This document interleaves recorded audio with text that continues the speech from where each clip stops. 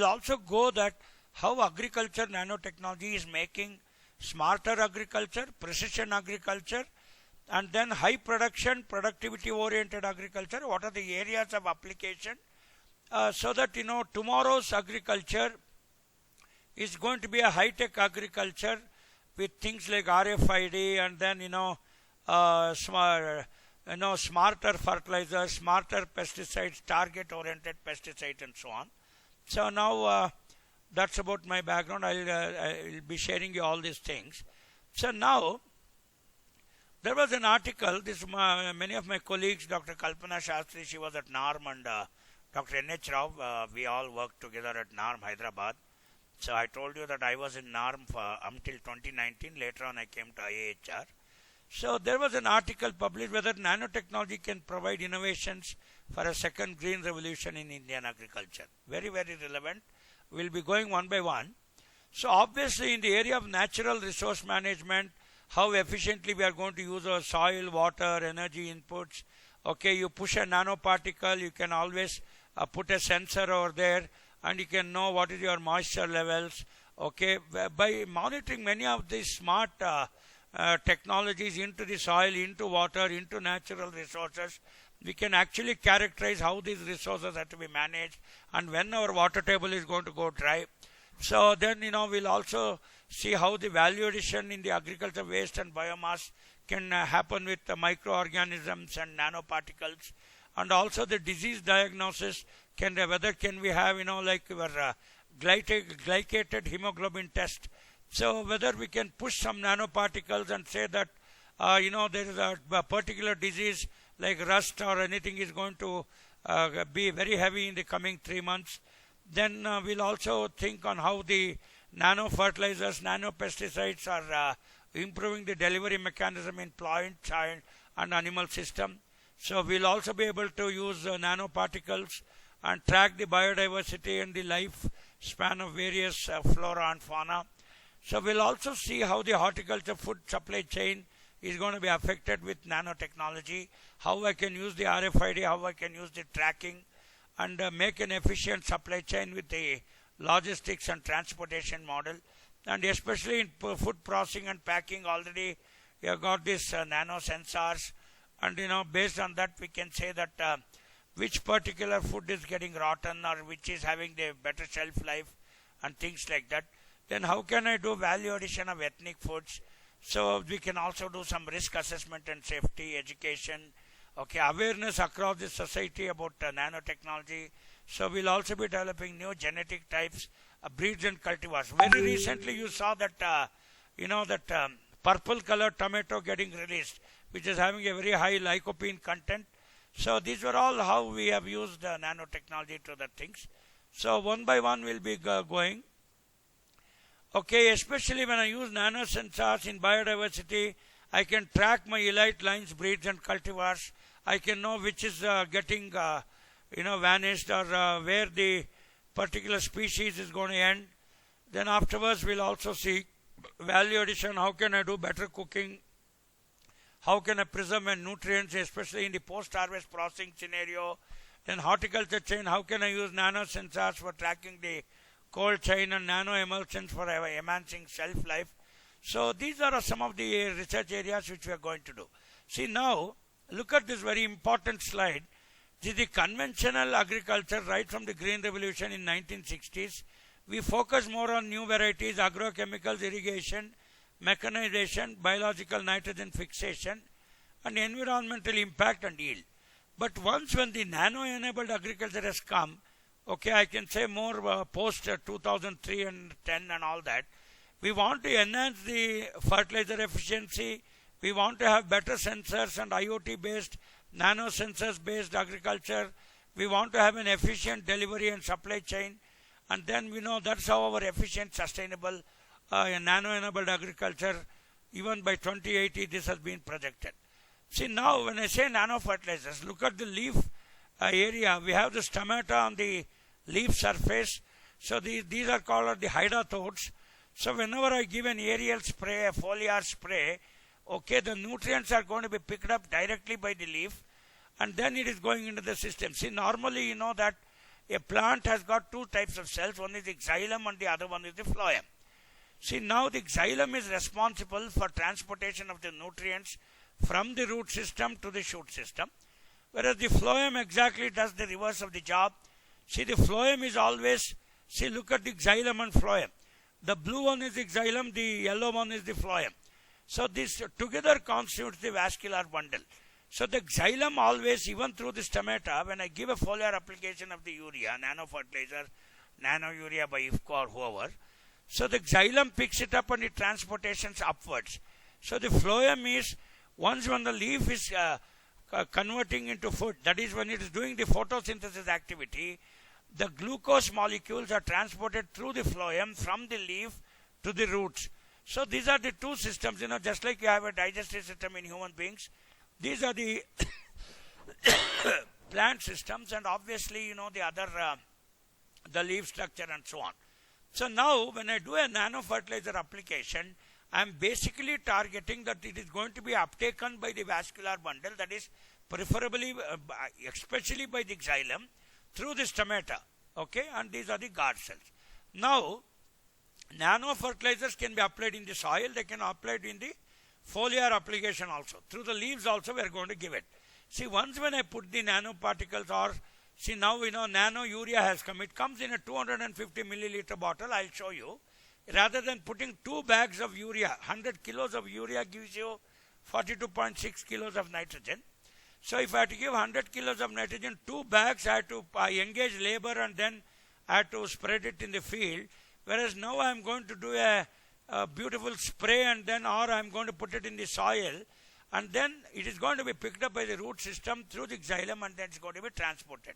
So now when I come to the engineered nanomaterials, so the shape of the nanomaterials may be circle, triangle, rectangle, and so on and so forth. The size may be very small, and also it has got an electric charge of positive and negative.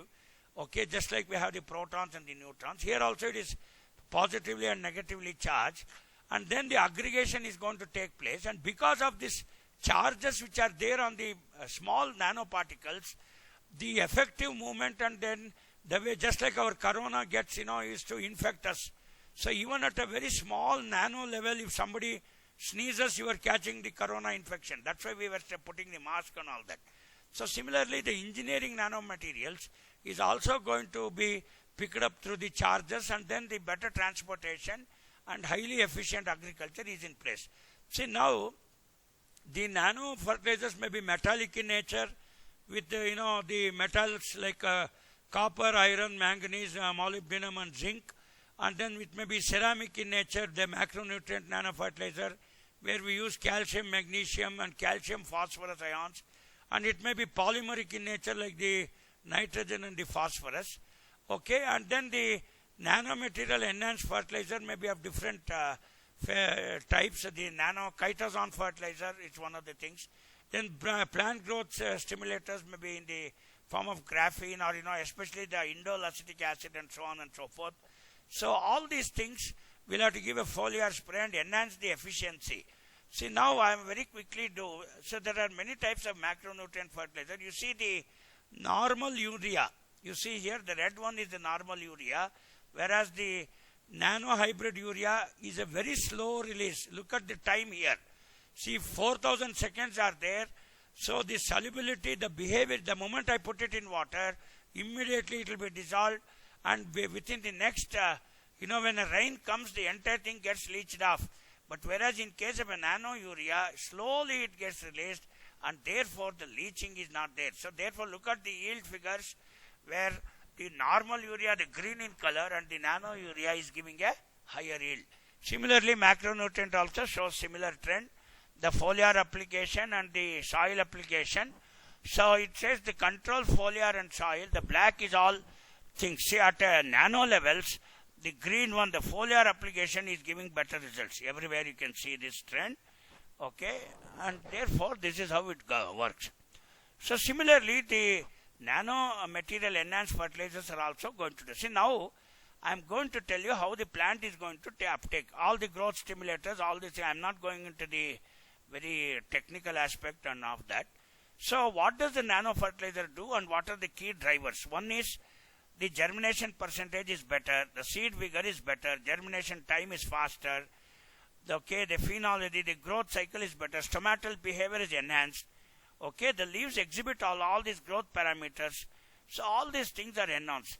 So it is having social acceptance, it is having no environmental footprint, it can be scalable even at a larger scale, and the economic viability is there.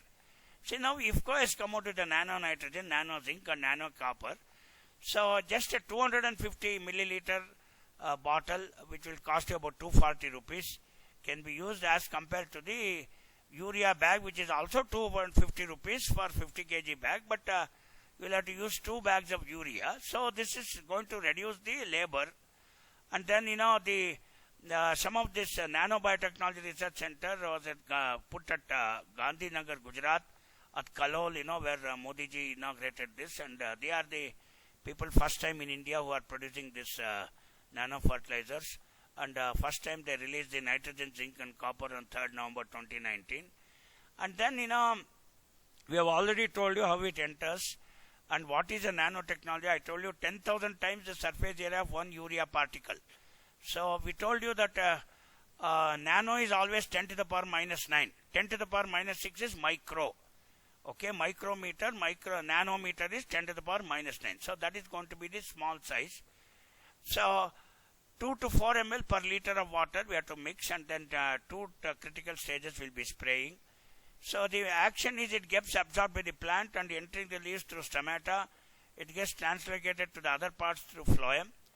Okay, this we have already told. Surplus nanofertilizer stored in vacuole is released in a balanced manner as per the need. See, the moment you put it on the leaves, okay, the vacuoles also store these nutrients. Please, you know, we had never thought about this. We have only studied in botany about the leaf and the function of the vacuole. We used to answer big questions of 2 pages, 3 pages. See, now when I spray these fertilizers, see, irrespective, see, the moment water is available, it will start transportation. I told you through the phloem and through the xylem. The vascular bundle which is responsible, it is going to do the job. See, now in the vacuoles are storing these nanoparticles. So the moment you irrigate or some little water and moisture is available, it starts transporting. So slowly it is releasing into the plant. So there is no question of leaching losses and all that, Lena, like in soil application, you put urea a bag and you know that all those things get lost. So this is how they have already done. A lot of results are very promising. Even at IIHR, they worked on tomato, cabbage and cucumber, and nanotechnology was giving very promising results. They have also given the state-wise trials. So 8,719 trials have been made. So very good harvest. So it is giving very promising results. You can see the India map. So whatever I am telling is not a very utopian and something to be imaginatory. They are all running on the field. And especially IFCO has come out with this Farmer First project. A lot of yields have been generated and many trials, both Rabi, Kharif.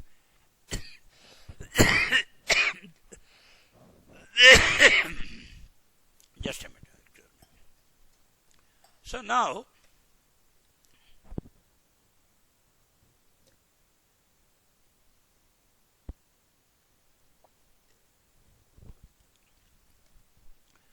so even at a nano level, it is giving 11.8% increase. So we have already told you the project.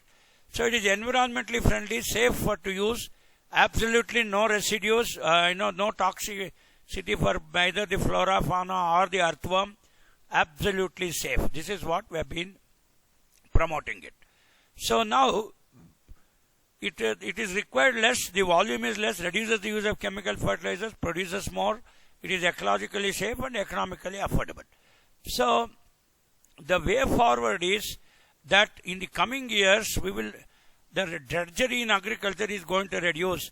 People are going to use nanoparticles, which is much more effective, and the penetration is also better, efficacy is also better. So this is the way forward for it. So especially when I say Swavalamban Bharat, Sustainable Development Goals in India, so these things are going to stand. So therefore, the Atmanirbhar Krishi and the Atmanirbhar Bharat is going to take the nano technologies to the future for the Kisan, for the Krishi, for the Sakarta. So like that it was. So what are the advantages of nano pesticides? See, now the chemical pesticides are already out, organic pesticides are in. We have the integrated pest management, better stability and formulation. By using nanoparticles, the pesticides are going to be slowly released of the active ingredient, improved mobility. Whenever moisture is there, it comes, and whenever pest is going to eat it, it's going to die. So there is no wastage of the chemical. So it is a highly target oriented, surface area oriented, at a nano level 10 to the power minus 9 level, higher surface area, uniform leaf coverage, improved pesticide utilization. See, it is something like you eat 1 kilo of rice, but the effective carbohydrates, proteins and fat is very less. So therefore, when we come to this DFRL, Defense Food Research Labs, we have come out with a protein ball, we have come out with a very balanced diet. So all enriched food, there is no point in eating junk food which doesn't matter. Similarly, nanopesticides are highly target oriented. So we are also going to use nano sensors for many of our biological, chemical or surgical sensory points. How to see, for example, we were doing this endoscopy. Endoscopy is a very cumbersome process. Okay, when I have to put 3 stents in somebody's heart, they put this wire from your left hand. So now when I use these sensors, I can exactly know where the block is there in the heart. So this is how the nano sensors are going to work. So and then for example, when we are doing the isotope study with nitrogen 15, we wanted to see how the uptake is there at the different rhizosphere radii. So instead of doing a N15 isotope study, I can use nano sensors and I can do the same study. So what are the particles of these nanoparticles? You should know. It is smaller in size, larger surface area. It has an increased surface area to volume ratio. It can pass through the plant and animal cells. You already know that plant cells have got the cell wall, whereas the animal cells do not have the cell wall. They have only the cell membrane. So if I use a nanoparticle, it can very easily pass through the cell membrane. Say, suppose I am taking insulin. I'll give you that example in the next slide, how it is related. If I take nano insulin, very slowly the insulin has to be released into the thing, delivering the required product at cellular level. Slow release and specific release. See, now ROS means reactive oxygen species. See, whenever I put the nanoparticles, based on the charges, they start moving. So, this is called the ionic movement. Say, the electrodes, they have charges, positive and negative charges. They are highly hydrophilic in nature. High solubility is there in water. Because of this, they have competitive binding sites with the receptor. So wherever, suppose you are having a disease, suppose insulin is required by the body in a particular cell. So that is called the receptor. So let us say the pancreas is the one which produces the insulin, or you are taken nano insulin injection. So therefore, wherever the receptors are there, because of the electric charge, it goes and binds there very effectively. So your disease cure or your any efficient cure is going. Suppose the plant has to take nutrients. So some cells may require more nutrients, especially the meristematic tissues where lot of cell elongation and then growth is occurring. So more nutrients can be pumped in there. So that is based on simply the cohesion tension theory and all this receptor competitive binding sites with receptor. So this phenomenon is used in the nanotechnology, and because of this you will have very efficient growth and there is no wastage of the particle in case of the nanotechnology used in agriculture. See, now I have told you this purple colored GMO tomatoes, it was released very recently, and why people want this modified purple tomato is it is highly rich in lycopene. See here, highly, and it can prevent cardiovascular diseases, it can fight cancer. Actually, it was originated from Tennessee in New York, near Native Americans, they were using it, rich dark color, it is having high protein and anthocyanins and lycopene. Antioxidants. See, for example, you should take more antioxidant. I told you ROS, just have a look at this. Reactive oxygen species. That means we require more oxygen to be produced at a very cellular level. See, every cell, for example, when I say Hemoglobin, what is the function of hemoglobin? Hemoglobin transports the oxygen. We require oxygen, especially iron molecules are required. Especially if hemoglobin is there only, then only you will have better oxygen for each and every cell. So when each and every cell should require more oxygen, so definitely you should use nanoparticles. Then you will have more antioxidants, and then your body will be healthy. See, that's why we take more fresh fruits and vegetables. There was some connection. Yeah, there was a connection problem.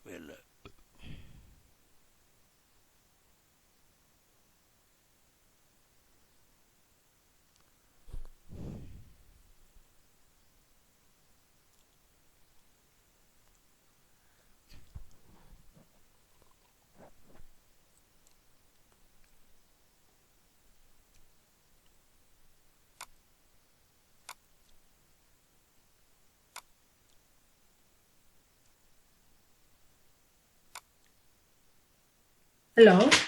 Yeah, I'm sharing again. There was some. Okay, please, sir. Please. Yeah. Put it in a slideshow mode, sir. Yeah, so I was just telling about this purple colored GMO tomatoes. Very recently it was on news, and in WhatsApp also you were saying. So it has got a very high lycopene content, high antioxidants. See, Suma, the moment if you take these sort of nanotechnology oriented nutrients or foods or whatever it is, the antioxidant properties at a very cellular level. See, I told you, for example, the human body, how it takes the nano-insulin. See, for example, nano-insulin. See, for example, any diabetic patient you will be knowing, when they take about 2 injections a day, they take intramuscular, they take it near the stomach. And then every day you have to take about 2 injections, 25 units. Suppose the nano-insulin, it will take some more time to come, and people say by 2032 you will have the oral nano-insulin pill, which is actually composed of nano syringes. I'll show you next. See here. These are the oral nano-insulin. By 2032 it's going to come. It has got a lot of this insulin pill contains insulin. Small needles are actually there. So it gets stuck up to inside your stomach. The hepatic CK, whatever we say, it gets stuck up, and the moment it pricks there, slowly it releases a thing. Because, suppose some people may ask why you cannot drink insulin. See, because, presently all that gastric juice or the hydrochloric acid will, degenerate all the insulin. Therefore, we have to take this oral nano insulin, and it's going to come and releasing an array of nano needles. Slowly it releases. See here, 4 micrometer. This is the needle we are presently using. Earlier we were using 12.7 micrometer needles. Oh, it's a lot of pain. 4 mm needle, I take this. No pain at all. Developed by Becton Dickinson and company. So artificial pancreas is also made with all the nanoparticles. So therefore, so when you take nano insulin, you require insulin is less, and at a receptor level we can push the insulin, and it will be more effective diabetic management. That's how it is. So today organic farming is becoming popular, and then hydroponic techniques all require nanoparticles, nanofertilizers. I told you what is a nanoparticle, 10 to the power minus next, and how they get they use the electric charges to bind themselves at the receptor sites, very important both in fertilizer and pesticides.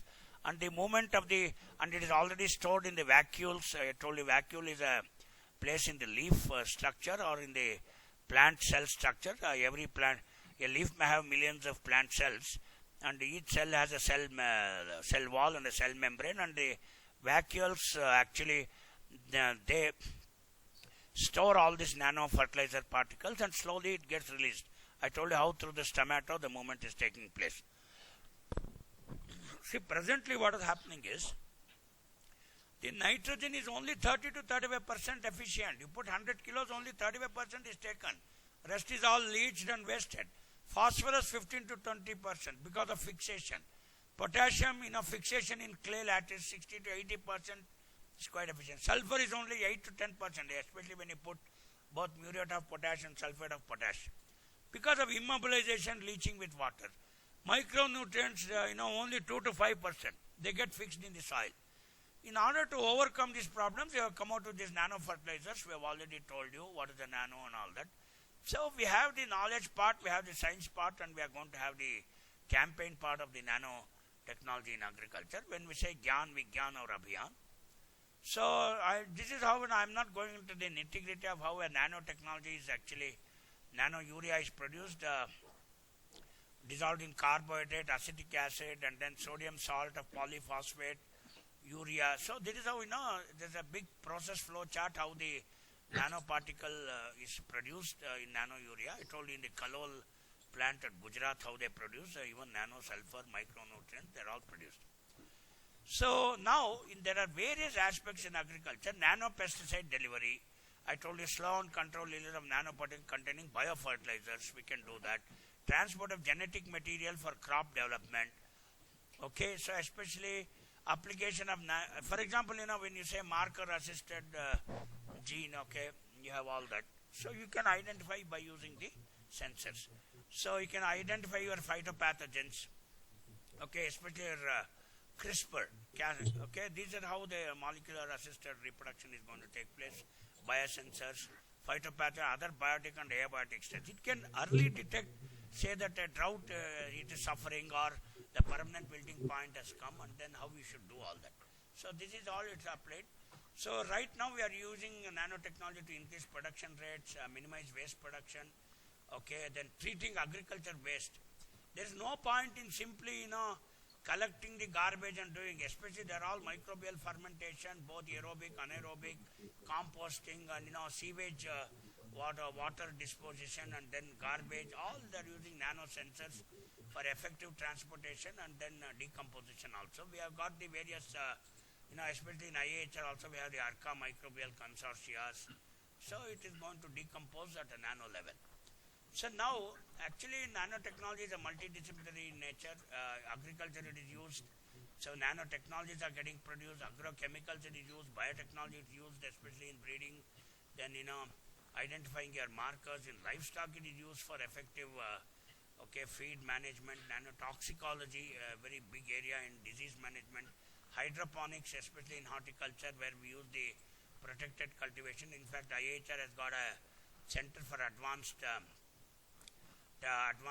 technologies in protected cultivation. So nanobiotechnology, I have given the link, you can always go through it. So nanoparticles common in agriculture sector are especially slow and controlled manner. The polymeric nanoparticles are there where biocompatibility and minimal impact on non-targeted organisms. See, especially when I am spraying a pesticide, especially I have the 10G and the 6G molecules, nowadays it has come. If I use a nanoparticle, especially the isomers are used. See, isomers is the alpha, beta, gamma, these are the various positions. See, by changing the position of the COOH group, I can call it as an isomer pesticide, which is more effective. And the biocompatibility, suppose if I want a pesticide to attack only Helicoverpa armigera or whatever it is, it's going to be highly, very, very biocompatible and targeted. See, earlier what has to be, they are all broad spectrum pesticides. You spray a pesticide, even the predators and parasites are killed, and even beneficial insects were killed. But nowadays I can target the pesticides. See, like the corona vaccine, it is going to target only corona.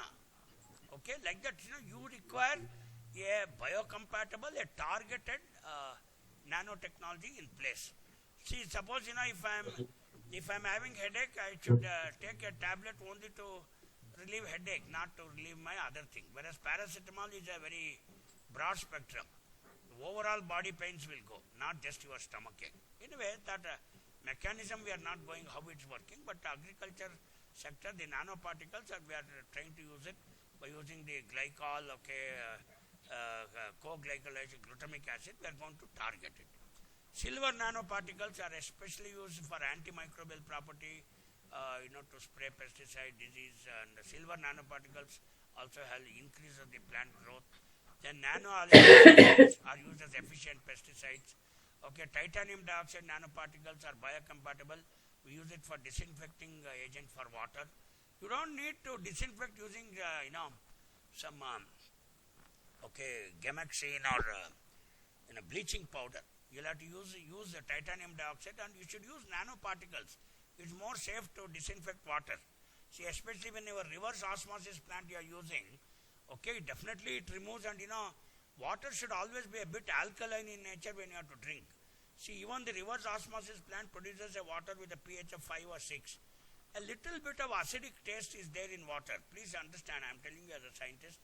So therefore, disinfecting water and without causing acidity in water through the reverse osmosis plant, you have to use titanium dioxide nanoparticles for disinfecting. Then carbon nanomaterials are especially used in improving seed germination, a little spray, especially the nanomaterial like graphene oxide, carbon dots and fullerenes, they are used in improving seed germination.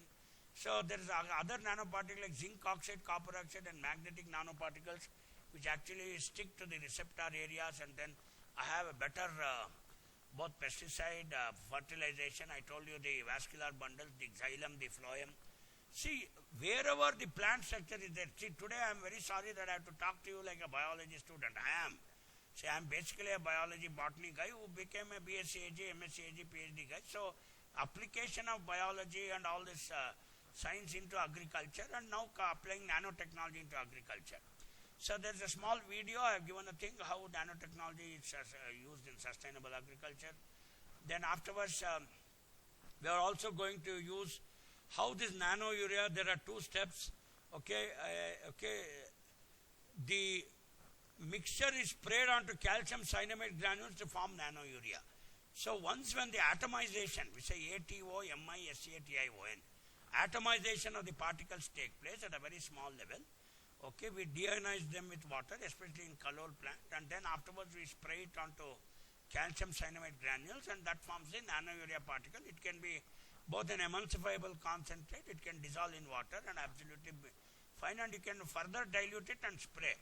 Actually a mist spray is given and not a foliar spray, should be in a form of a mist, very fine particles. I think you understand what is a mist and what is drenching. You should not avoid to drenching. So all these things are there. So in fact, who did it, how they did it, so which are the, say Ramesh Ralia, this boy, he's our nanotechnology inventor who invented the nano urea. He's right now working at the, he works in US, at the University of Miami, and then actually this boy was actually one of our research associates. He had his PhD from Jodhpur. He was working in our Kazri, which is also another ICR institute. I have my students working there. So this boy was working there. He developed the nano urea, that is his parents. He is from Jodhpur, a PhD in chemistry in nanobiotechnology awarded by Jodhpur, and then he's a postdoctoral guy at the Washington University at St. Louis right now. So, who told that normal Indians cannot produce big things? They can produce very big things. That is Swawalamban and Atmanirbhar Bharat. So that is his background, and there's a small video you can go through as well. I think my time is running up, so I can go on like this. Nano potash, all these things are there. The science behind I've already told you. The nano urea, I told you how it is used. It is higher yield, increased income, better food, reduction in chemical, easy to store and transport. All these things have been better explained. I'm quickly going to the conclusion part of it. So, and also it is highly chemically compatible. There is a full view of list. So you can use this with any other fungicide, pesticide, and so on and so forth. Even they should be nano molecules, and the efficiency is much better. The price is not big because a 45 kg bag urea is costing 242, 50 kg urea will cost you 268. See, actually per acre, it's about 500 ml bottle, which is priced at about 260 rupees. But whereas you have to put 100 kgs of urea, if you have to get 42 kilos of nitrogen, which will cost you also around 500 rupees. So half the rate, more efficient. So we can use it in aeroponics, soil application, foliar application, in hydroponics. This is how it is produced. So which are the nanoparticles? We have iron, we have zinc, we have cortex, and then we have aluminium, we have silver, we have copper, we have tin, we have nickel. So they actually they interact at the metaxylem. So I think you know what is the cambium metaxylem. I don't want to go into the botany of it. So at highly receptors, we have identified the various sites in a particular plant tissues and the plant cells, and even within a plant cell, whether the vacuole is going to have this or not. So we are going to make it highly localization and interaction, and especially at the root absorption zone, we are going to use the fertilizers and so on. So now, 1 minute. So we have also come out with genetically modified azospirillum rhizobium strains which can respond to say many of our nanoparticles. So I think that's it, friends. I will stop sharing and open this for interaction. Very quickly before I make the conclusion. See, now nanotechnology is the future, and see, when you have got a better alternative, see, for example, when you are having Swiggy and Zomato, okay, who is going to cook at home? And given a chance, we would like to free our wives and our people who are working in the kitchen for that. So therefore, similarly, when you have got a better alternative, when you have got a best alternative for you, see, I don't think anybody is going to use more drudgery. When I'm going to have targeted nano insulin, when I'm going to have targeted tablets, see, tomorrow we have nano insecticides, we have nano medicines, we have nano insulin, everything is nano. You take, you see, for example, earlier, even many of you might have taken homeopathy also. Homeopathy actually is administered, lesser the concentration, more is the effectiveness. So similarly, nanotechnology has got this particular philosophy. Okay, smaller the particle, better is the penetration, better is the site receptor, especially working on electrical charges, and it binds at the particular receptor sites, and your disease control or nutrient uptake through the xylem on food transportation through the phloem, it is all going to be there. See, for example, if you take grapes, for example, we use what is called as a girdling technique. You know what is a girdling technique? See, especially the bark of the grapes, we are going to remove the outer bark. So what is there in the outer bark? The xylem is inside, the phloem is outside. Now what does the phloem do? The phloem transports food from the leaves to the roots. So we don't want the roots of the grapes to become thick. We want the berries to become thick. So if the transportation of food is not going to the legs, it should go only to the berries. So therefore, this is one technique for berry thickness. So like that, you should play with the physiology and the chemistry and the biology of the plant or the animals, and then you should identify where are the site receptors, whether it is insulin the pancreas is doing, or how to, for example, what is the big problem in diabetes management? The insulin resistance.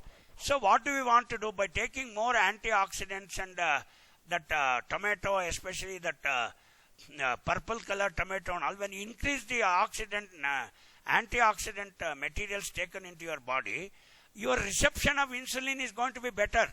See, that's why we say don't eat very fatty foods, meats, red meats, which will actually reduce your, which will increase your insulin resistance.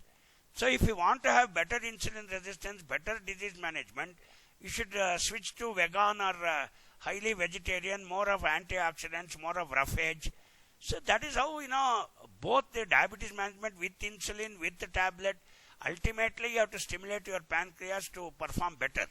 So similarly, in case of agriculture also, I have given you umpteen examples that how we are going to increase the site receptor, how we are going to target, and how we are going to play with these nanoparticles. So thank you, ladies and gentlemen. I think now it's time for me to take questions. I thank Dhanalakshmi and then my other friends from Agri Information, Rajini Madam. And so thank you very much. I open this for questions. Please. Thank you. Thank you very much, sir. Thank you for an informative talk. I'll take up the questions now. The first question is from one Dr. Rao. He's asking, what is the difference between regular agriculture with the nanotechnology of agriculture? Yeah, see, regular agriculture is, you know, like a donkey, you put 2 bags of fertilizer and engage some 10 laborers and they will run away. And when the rain comes, the fertilizers get leached. And, you know, the absorption in the rhizosphere is less. But by using nano fertilizer, it is taken up by the stomata, especially through the xylem and the phloem both are used in transportation, and all the nutrients are stored in the vacuoles of the cells. I told you the plant cell has a cell wall, and it is stored in the vacuole, and whenever little moisture is available, slowly it is transported. So it is almost like our bank. So nanotechnology and cell interaction and plant interaction is like a bank balance, like you do UPI payments. You don't handle cash. If you handle cash, you will spend it away in liquor or something. But when you use UPI payments, your payments will be very restricted, and you will have an efficient cash management. Similarly, when I use nanotechnology and nano fertilizers and nano pesticides, it is more safer and better effective. Thank you. Okay. The member was asking even your contact details, sir. I will share your contact details. Okay. We'll move on to the next question. Is nano fertilizer organic or inorganic? No. See, let me tell you. Here the question of organic, inorganic is not coming. See, nano fertilizer can be both organic and inorganic. See, for example, how when nitrogen is picked up by the plant, it is taken in the ionic form, N+. So, N is a 14. That means the molecular weight of nitrogen is 14. Okay. So, now N2 means 2 molecules of nitrogen. N2 means 7 plus 7, 14. So, now it is taken up in the ionic form. So, whether it comes from organic matter or it comes from inorganic matter, you cannot distinguish. Even in case of organic certification, it is only a certification. You cannot pinpointly say that the nitrogen comes from inorganic or organic source. It is taken up in the ionic form. So, in this particular case, the nano urea which is produced at Kalol, it is an inorganic one, but at the time of take-up, it is as good as organic. So, it is very safe. No, don't worry about it. Okay. Is India ready for nano fertilizers? It is already ready. See, I am a consultant for IFCO, and I keep already their product is there. People are buying it. But see, people are still having an apathy, or they have a stereotypic behavior. See, for example, if you eat idli, vada and dosa, the same volume. See, if you take 10 idlis in a plate and with half a liter of chutney, you will be satisfied. But I can give you the same nutrients with just half a glass of some idli syrup or highly concentrated material, and I can inject the nanotechnology into your body, just like, when you are sick, you are given that saline, through saline all the nutrients are going. Glucose is going to the saline. There also you will not feel hungry, but you will get, the stereotype behavior is you will get satisfied by eating 10 idlis in a big plate with half a liter of sambar and half a liter of chutney and dipping that idli. So there is only a stereotypic behavior, and very soon it is getting vanished. See, earlier, even today, insulin, very smartly we take that 4 mm needle, and just not even, when I said 25 units, 3 ml is having 300 units. So hardly 0.25 ml of insulin is enough. But it is giving the same effect. Earlier we were taking that big syringe, that 10 ml bottle, and injecting. So it has become smarter. Effect is same. Stereotype. Okay. Can nano urea be used for drip irrigation? Yeah. Nano urea? Be used for drip irrigation? No. See, please, we have a very important question. It was there somewhere in the slide. And see, nano urea should not be used in drip. It is only a foliar spray. See, you should not put the nano urea ml into your drip irrigation system. Yeah, please, it's a very good question you have asked, and thanks for letting me this question. It should be given a foliar spray, because it is taken up by the leaves. It is not taken up by the roots. See, drip irrigation is going to be given to the roots. The roots will absorb where it is full of xylem. Okay, here we are asking both the phloem and the xylem available in the leaf. Through this tomato hydathodes, it's going to pick up from there. Okay. And the next question is nano urea cheaper than conventional urea? No. half the rate. See, now you require 500 ml of nano urea, which is going to cost you some 242 rupees. But if you use urea, what you have to do? 50 kg urea is also 262 rupees. You have to put 100 kg of urea to get 42.6 kilos of nitrogen. So almost you have to spend 500 rupees. Here you are spending 242 rupees. Half the rate and easy to spray. That's all. Drudgery is not there. Otherwise 100 kg urea, one laborer has to carry it in a bandli or whatever. Whole day you'll have to, disperse it like that. So drudgery is reduced. Half the rate and double the efficiency. Okay. Has nanotechnology really increased the farmer's income?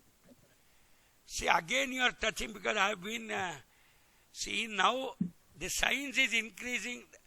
We say that economics is a social science. Extension is a social science, whereas agronomy and others are science. The science only increases the efficiency of the production. But the other issues like marketing and somebody is cheating the other fellow, these are all social sciences, for which we require Lord Krishna to come and do dharma samstapana. That means paritranaya sadhunam vinashaya cha dushkritam dharma samstapanarthaya sambhavami yuge yuge. That means for economic benefit of the farmers, the government, the NGOs, the farmer producer organization, they have to come out with a game to increase the income. Why is that always the real estate is getting good price? Farmers don't get price because the production is very high. When production is high, the glut is occurring. Because the glut is occurring because there is no value addition. There is no efficient supply chain and value chain. So by establishing an efficient supply chain and value chain only, the income of farmers can be increased. And nanotechnology is only increasing the production. Please understand. It has got nothing to do with the economics and other things, which also I have given lecture in the earlier series about how to increase income. If you have to increase your income of a farmer, okay, you should see that glut will not occur and every produce is put in the supply chain and a better value chain, and you realize more money of it. See, I will give a small example, Dhanlakshmiji. See, now, Dhanlakshmiji, are you hearing? You can say yes or no. Yes, sir, please. Dhanlakshmiji, just a point. See, you buy coffee powder. I think you drink Kothas coffee, whatever it is, filter coffee. See, the coffee powder will cost you hardly, let us say, 20 or 30 rupees one packet. But when you go outside, see, minimum you have to shell down 20 rupees for a cup of coffee. Yes or no? Yes. Yeah, that is value addition. But if Dhanalakshmi prepares coffee out of courtesy and because I am her guest, I may get that coffee free of cost only for one day. But every day I may not get it. So therefore, people should understand how the value addition is taking place.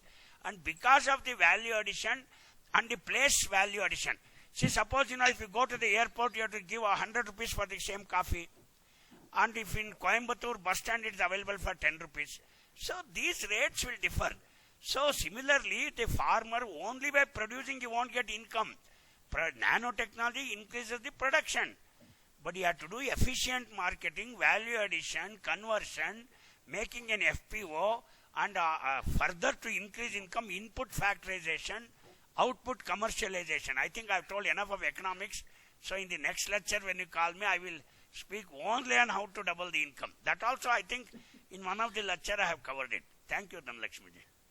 Okay, thank you very much, sir. We have now completed the round of questions. On behalf of agricultureinformation.com, we like to thank Dr. V.K. JAYARAGHAVENDRA Rao for the talk and for answering the questions. I also like to thank all the participants in this meeting. This meeting will now be closed. Okay, thank you. I'm leaving the meeting. Hope to meet you again and again. Thank you, guys. You're welcome, sir. Thank you. Bye. Okay.